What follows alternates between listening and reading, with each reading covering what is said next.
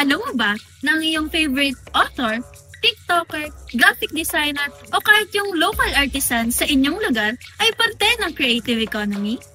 Well, the Philippine Standard Creative Classification System, when no PSCRCS, ket isu ti opisyal ay estadistikal a klasifikasyon, amang tulong tapno maamuan, masukat, ken maanalisa ti creative economy iti pagilian.